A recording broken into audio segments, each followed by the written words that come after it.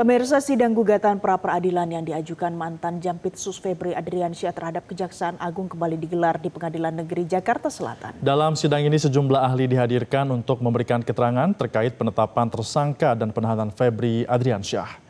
Salah satu ahli hukum pidana yang dihadirkan yakni Profesor Markus Priyo. Markus menjelaskan kewenangan pra-peradilan pada prinsipnya adalah menguji keabsahan prosedural dalam proses penyidikan maupun penuntutan.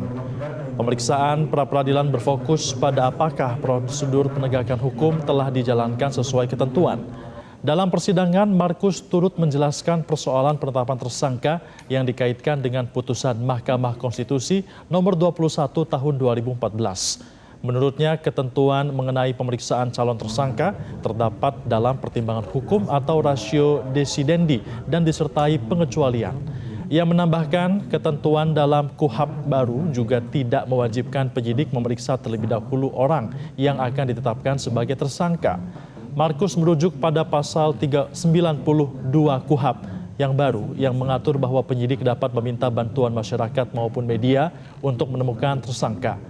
Menurutnya ketentuan itu menunjukkan adanya kemungkinan seseorang telah berstatus tersangka meskipun secara fisik belum pernah diperiksa penyidik. Menguji keabsahan prosedural ya dalam proses penyidikan maupun penuntutan sudah saya jelaskan. Terus kemudian persoalan penetapan tersangka karena dikaitkan dengan putusan Mahkamah Konstitusi nomor 21 tahun 2014 ya, saya nyatakan bahwa perintah bahwa itu diperiksa itu ada pada rasio decidendi gitu ya. Dan di situ ada pengecualian. Nah, karena itu dituangkan di dalam rasio decidendi dan ada pengecualian, maka itu tidak mutlak. Nah, perintah itu sendiri kemudian tidak terbadankan di dalam amar putusan. Jadi amar putusan tidak memuat itu perintah untuk harus diperiksa lebih dahulu calon tersangka itu, tidak ada ya di dalam amar putusan.